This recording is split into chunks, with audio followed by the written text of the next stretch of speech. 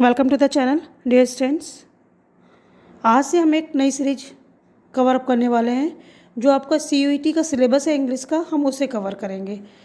और आप अपना जो ये एग्ज़ाम है वो लास्ट में एक्सपेक्ट कर रहे हैं। तो विदाउट एनी डिले हमें लग रहा है कि अब फटाफट से स्टार्ट करते हैं। तो फर्स्ट ऑफ ऑल 2-3 वीडियोज़ होंगे जो वो आपके ईडियम से होंगे। फिर उसके बाद में हम मिक्सअप देखेंगे। जैसे सपोज दैट मान लीजिए आपका एक ईडियम्स के ऊपर आ गया, फिर आपका सिनोनिम्स के ऊपर हो गया, वन वर्ड सब्स्टिट्यूशंस के ऊपर हो गया, थ्रू आउट आपकी जो मीनिंग्स पूछी जाती है नॉर्मली वो हो गया, और आपकी फ्रेजल वर्ब्स बहुत इंपॉर्टेंट हैं। इनमें हम वीडियोज़ रखेंगे और जो आपके पर वीडियोज़ है उनमें आपके 20 क्वेश्चंस ही होंगे, इससे ज़्यादा नहीं होंगे। वीडियोज़ को हमें ज़्यादा लेंथी नहीं करना है। 20 क्वेश्चंस आर सफिशिएंट। ओके, तो first of all we will cover idioms and phrases in 2-3 videos. ठीक है, तो फटाफट स्टार्ट करते हैं अपनी सीरीज़ का पहला वीडियो। तो जो हमारा फर्स्ट ईडियम है इस सीरीज़ का वो है out of the wood. Would का मीनिंग यहाँ पर जंगल से है। ऑब्वियस सी बात है कि अगर हम जंगल में कहीं खो जाते हैं तो उसका कहीं ना कहीं सेंस लिया जाता है कि किसी भी प्रॉब्लम में पड़ना। और जो आपका फ्रेज़ है वो है आपका आउट ऑफ द वुड। इसका मतलब है free from difficulties and dangers, किसी भी प्रॉब्लम या किसी भी खतरे से बाहर होना। Come to the next one, burn the midnight oil, work और स्टडी हार्ड। तो ऑब्वियस सी बात है लेट नाइट स्टडी करना। तो मिडनाइट ऑयल का मतलब यहाँ पर क्या है, जो हम लोग अपना अगर बहुत ज़्यादा नहीं लेकिन अगर हम 30 ईयर्स या 40 ईयर्स पीछे आते हैं तो वी नो वेरी वेल कि उस टाइम पर लाइट वगैरह नहीं थी। तो लोग क्या करते थे, अपना लैंप जला करके केरोसिन ऑयल के थ्रू या जिसके थ्रू वो लोग रात में स्टडी करने के लिए उन चीज़ों का यूज़ करते थे। तो बर्न द मिडनाइट ऑयल से मतलब यहाँ पर है वर्क और स्टडी हार्ड। नेक्स्ट है एन एक्स टू ग्राइंड। तो इसका मतलब होता है a personal interest in the matter. An axe to grind इसका मतलब है a personal interest in the matter. कोई भी मैटर हो, आपका कोई भी इशू हो, उसमें जाति मामले को लेकर के या जाति तरीके से सोच करके हम उसमें एक्स्ट्रा इंटरेस्ट लें। नेक्स्ट है रेन कैट्स एंड डॉग्स। बहुत इंपॉर्टेंट है और नॉर्मली पूछा जाता है कैट्स एंड डॉग्स का। लोग नॉर्मली मीनिंग क्या निकाल लेते हो आप लोग कि मतलब लड़ाई झगड़ा, क्योंकि कैट और डॉग्स में लड़ाई होती है। लेकिन इसका मतलब यहाँ पर क्या है, देखो एक्चुअली में अगर देखा जाए तो जो इडियम्स एंड फ्रेजेस होते हैं, कहावतें आपकी जो मुहावरे हैं, लोकोक्तियाँ, तो इनका मीनिंग हम लोग ज़्यादातर क्या लेते हैं, ज़्यादातर लेते क्या है, होता ही है ये कि जैसा सोच रहे होते हैं वो वैसे वर्ड में नहीं दिया होता है। लेकिन कभी कभी क्या होता है कि थोड़ा सा ट्रिकी बनाने के लिए क्वेश्चन पेपर को वो ऐसे क्वेश्चंस पुट अप करते हैं। जैसे लिखा है कि रेन कैट्स एंड डॉग्स, तो हम लोग नॉर्मली सोचेंगे कि रेन का मतलब तो फिर रेन हैवली क्यों होगा, लेकिन इसका मतलब रेन हैवली ही होता है। नेक्स्ट क्वेश्चन है कॉक एंड बुल स्टोरी। बहुत एक यूजुअल आपका ये इडियम है। इसका मतलब है कि कुछ ऐसी स्टोरीज बिल्डअप कर देना जो बिल्कुल भी विश्वास के लायक नहीं होती है। Made up story that one should not believe. Next one, show a clean pair of heels, very important. Run away. देखो जो नॉर्मली क्वेश्चंस पूछते हैं टुक ऑन हील्स, इसका मतलब भी होता है रन अवे। बहुत सारे इडियम्स बन जाते हैं ऐसे, लेकिन एक तरीके से देखा जाए ना तो show a clean pair of heels इसका मतलब होता है रन अवे। अब नॉर्मली वो लोग ऐसे भी क्वेश्चन पुटअप करने लगे हैं।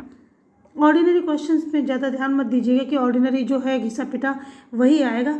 वो थोड़ा सा ट्रिकी बनाने के लिए आपका मीनिंग वही होगा, लेकिन हो सकता है कि आप इडियम वो चेंज कर दें। नेक्स्ट है द गिफ्ट ऑफ द गैब।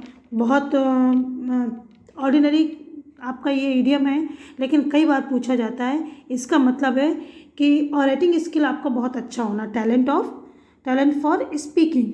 जो ऑरेटिंग होते हैं, ऑरेटर्स होते हैं, उनके पास शब्दों का भंडार होता है। तो the gift of the gap का मतलब है कि वो बातों में बहुत एकदम स्किलफुल होते हैं। तो talent for speaking.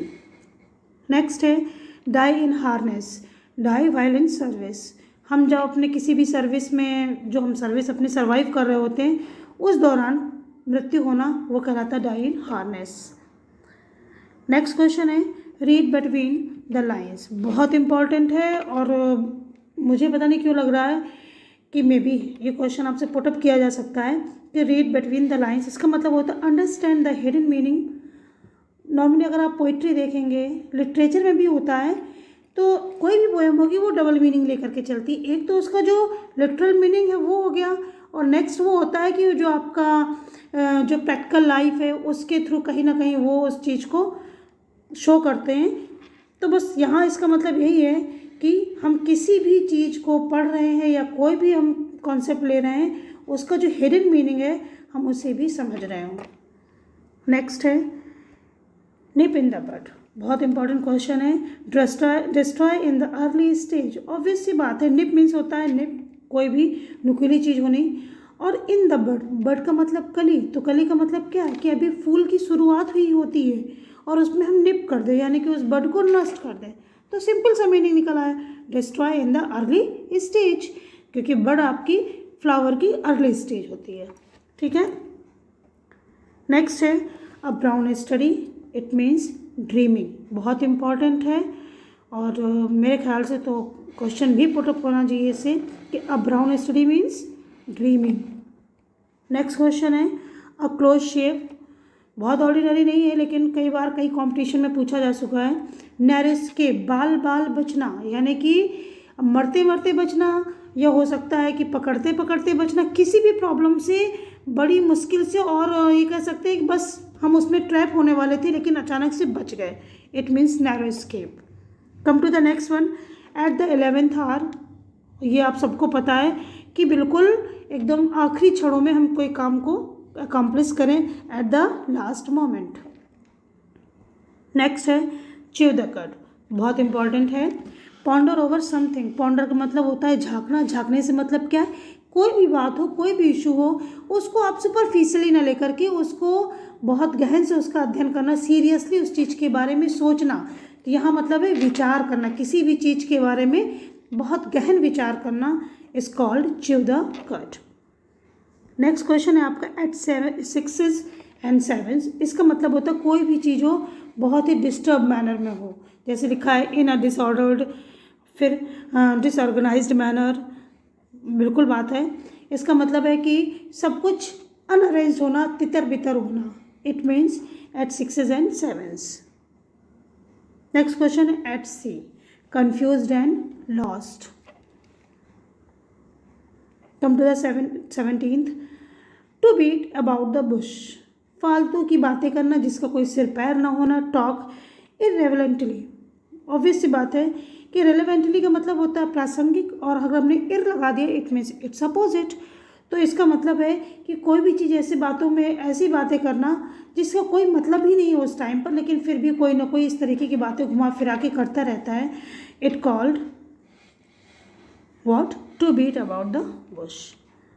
Next one, a bolt from the blue, something unexpected, बहुत इंपॉर्टेंट क्वेश्चन है। A bolt from the blue, it means something unexpected. Cry over spilled milk, obvious सी बात है कि किसी जो आपका दूध छलक गया है, फैल गया है, उसके ऊपर रोना, इट मीन्स कोई भी घटना घट गई हो उसको याद कर करके पछताना या रिग्रेट फील करना। कंप्लेनिंग अबाउट अ लॉस और फेल्योर फ्रॉम द पास्ट, कोई भी हमारी कमी है, कोई भी हमारा फेल्योर है, या कुछ भी हम खो चुके हैं, कोई भी ऐसी घटना है जो हमारे लिए बहुत नेगेटिव थी, उस चीज़ के बारे में सोच करके हम उसकी शिकायत करें, उसके रिग्रेट करें, it means cry over spilled milk. Come to the last one for this video, mean business, we know very well कि what is the meaning of mean.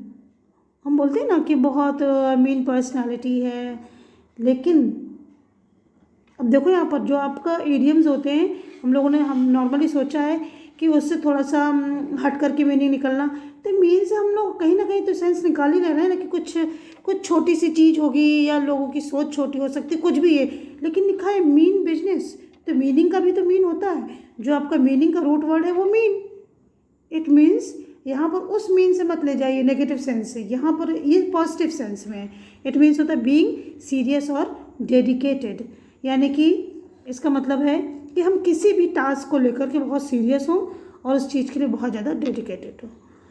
So this is your first video. No problem. और बहुत जल्दी जल्दी मैं idioms and phrases को complete करके first of all तो 2-3 videos तो ईडियम्स के ऊपर ही होंगे, और इसके बाद में मिक्सअप लेकर के आएंगे जिसमें आपका एंटोनिम्स सिनोनिम्स होंगे, वन वर्ड सब्स्टिट्यूशंस होंगे, और कुछ आपके नॉर्मली सिंपल से थ्रू आउट आपकी मीनिंग्स पूछ ली जाती हैं। तो फिर 2-3 दिन बाद फिर मैं रेगुलर आपके 2-3 टाइप्स के वोकैबुलरीज के आपके वीडियोज़ होंगे। Thank you so much for watching.